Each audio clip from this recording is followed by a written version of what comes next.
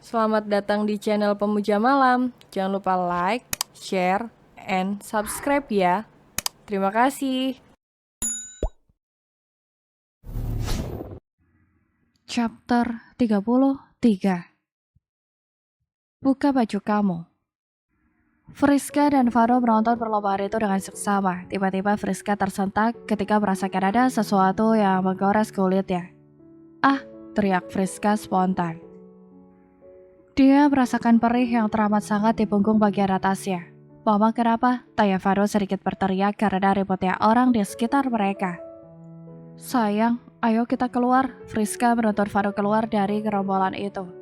Punggung Mama berdarah. Kaget Varo ketika melihat cairan berwarna merah mengotori baju Friska yang berwarna krem. "Benarkah?" "Iya, Mah." Mata Varo terlihat berkaca-kaca. "Pak Friska, ada apa?" Pak Danang yang sejak tadi berada di belakang kerumunan itu langsung menghampiri Friska dan Varo. Apalagi ketika melihat wajah Friska yang kesakitan. "Punggung Mama berdarah, kek," jawab Vano. "Astaga, apa yang terjadi, Mbak? Kenapa bisa begini?" Pak Danang tampak sangat panik. "Saya tidak tahu, Pak. Tadi tiba-tiba seperti ada yang melukai saya dari belakang." "Siapa yang melakukan ini? Apa jangan-jangan perempuan yang tadi?" Batin Pak Danang mengingat sosok perempuan yang tadi keluar dari kerumunan itu dengan tergesa-gesa. Tapi dia tidak bisa mengenalnya karena wanita itu memakai masker. "Ya sudah, Mbak. Ayo kita pulang." "Iya, Pak. Ayo sayang, kita pulang sekarang ya," ajak Friska kepada Vano. "Ayo, Mah." Setelah tiba di rumah, Friska langsung membuka bajunya dan melihat dari pantulan cermin. Ada bekas goresan yang cukup dalam, namun tidak terlalu panjang. Friska beringis ketika membasuh bekas lukanya dengan air. "Siapa yang melakukan ini kepadaku? Aku yakin ini pasti kesengajaan." Dia lalu mengoleskan obat merah dan menutupnya dengan perban. Friska sedikit kesulitan melakukannya, namun dia tetap melakukannya sendiri. Saat keluar dari kamar, dia langsung mendapati Vano yang sedang menunggunya. "Mama, tidak apa-apa.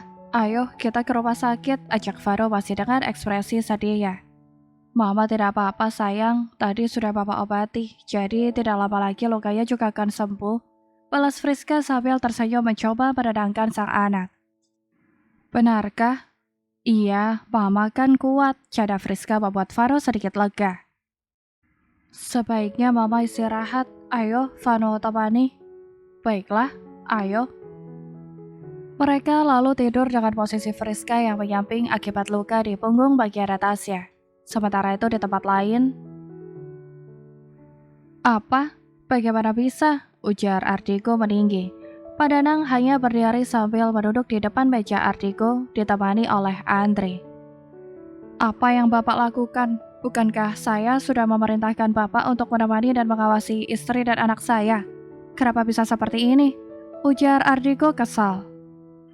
Namun tidak lagi membentak Pak Danang. Melihat Pak Danang hanya menunduk membuatnya merasa sedikit iba. "Maaf Tuan, ini karena keteledoran saya benar-benar minta maaf." Ardigo tidak lagi membalas ucapan Pak Danang, melainkan membereskan barang-barangnya dan berniat segera pulang. "Tuan, tapi tadi saya sempat melihat seorang perempuan yang berlari dengan tergesa tepat sebelum Mbak Friska terluka. Saya curiga orang itu yang melakukannya," ucap Pak Danang.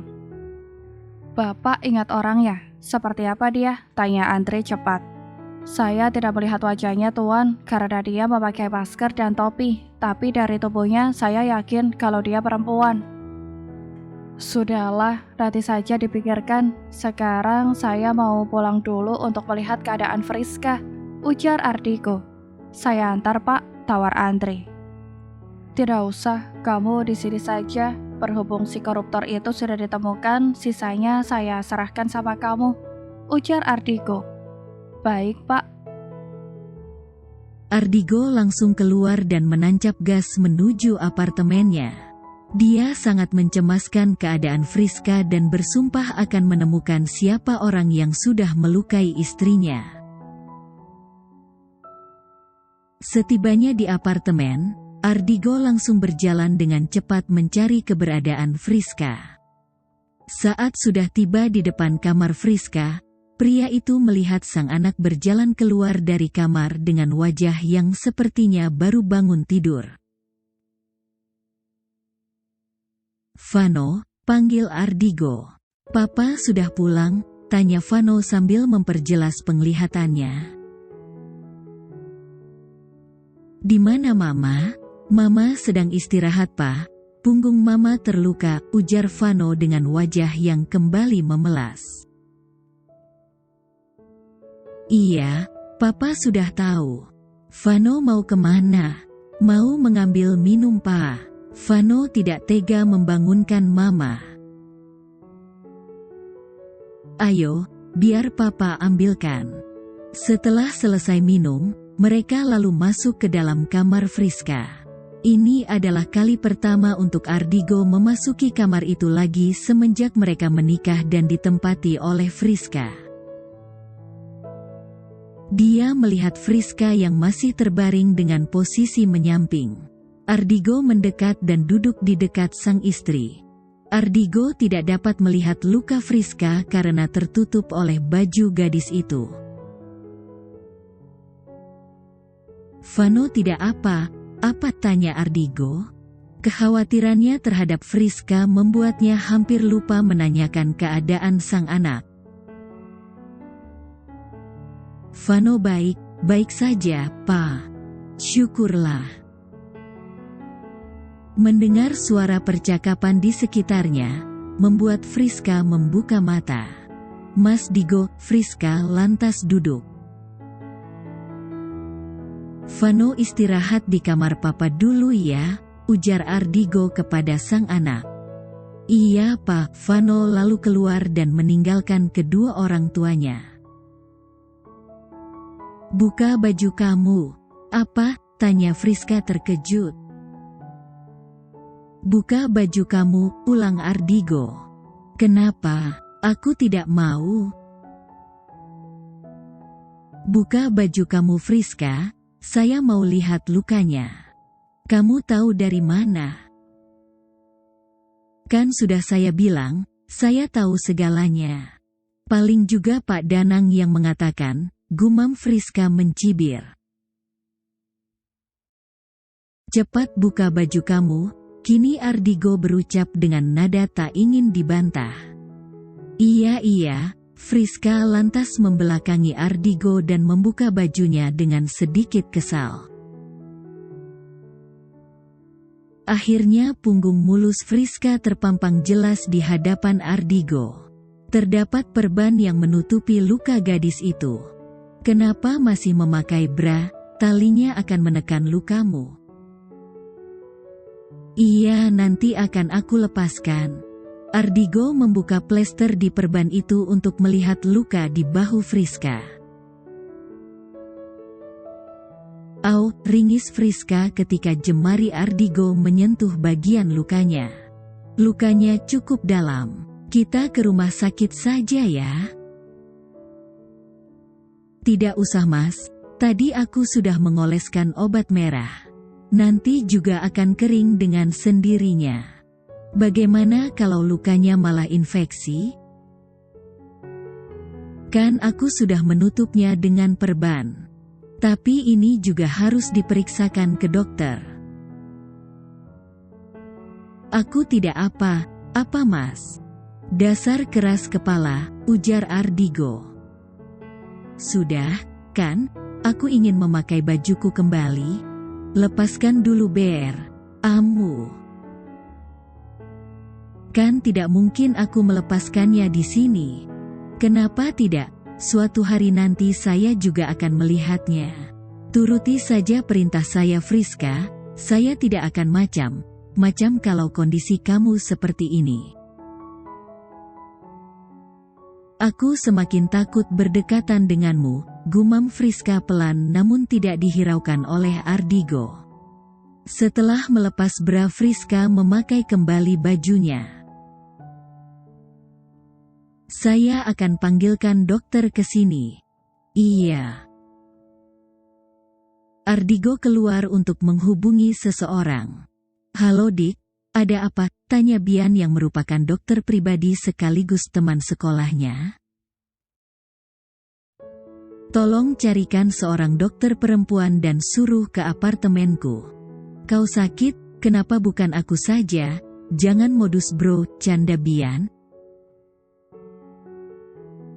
Bukan aku yang sakit. Lalu siapa? Vano. Friska, istriku. Woh, aku saja yang kesana. Ya, antusias Bian. Tidak, aku tidak ingin kau. Carikan dokter perempuan. Jangan bilang kau cemburu. Hei, aku ini Dokter Digo. Aku bahkan masih mengingat sumpah profesiku. Aku tidak peduli dengan sumpah profesimu. Aku lebih peduli dengan keadaan istriku. Jadi cepat carikan dokter perempuan dan suruh ke sini. Sekarang. Iya, siap, baik, Pak Digo. Setelah menutup telepon, Ardigo kembali ke kamar Friska. Kenapa ini bisa terjadi? Kau tahu siapa yang melukaimu? Tanya Ardigo membuka suara. Aku juga tidak tahu, Mas. Tapi aku yakin kalau ada orang yang memang sengaja melakukannya. Kamu tidak sempat melihat wajahnya? Tidak, sepertinya dia sengaja ikut masuk ke dalam kerumunan itu lalu sengaja melakukannya. Aku tidak tahu apakah aku memang sasaran utamanya atau hanya korban ketidaksengajaan. Tapi untung saja dia hanya melukaiku, bukan Vano.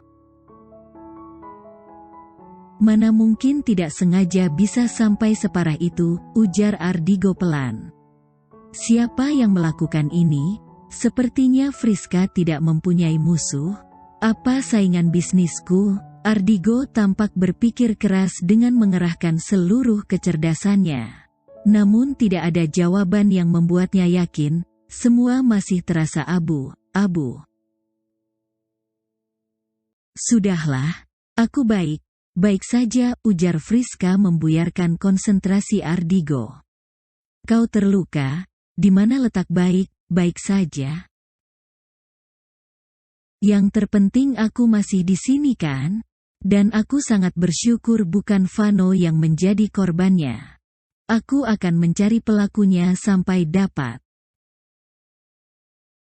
Terserahmu saja. Oh iya, kamu sudah pulang jam segini? Mas, bagaimana dengan masalah di kantor? Tanya Friska. Pelakunya sudah ditemukan, jadi sisanya akan diurus oleh Andre. Syukurlah. Siapa pelakunya? Direktur dari divisi produksi. Semoga semuanya kembali lancar. Tak lama kemudian bel apartemen berbunyi. Sepertinya dokternya sudah sampai. Ardigo langsung berjalan menuju pintu apartemen dan membukanya. Hai. Kau juga ikut? Tanya Ardigo kepada pria yang tadi dihubunginya itu. Pria itu berdiri di samping seorang wanita yang menggunakan jas dokternya. Tentu saja, dia belum pernah ke sini, jadi aku harus menemaninya, balas Bian tersenyum. Wanita itu pun terlihat tersipu malu. Ardigo hanya memutar kedua bola matanya. Bersambung.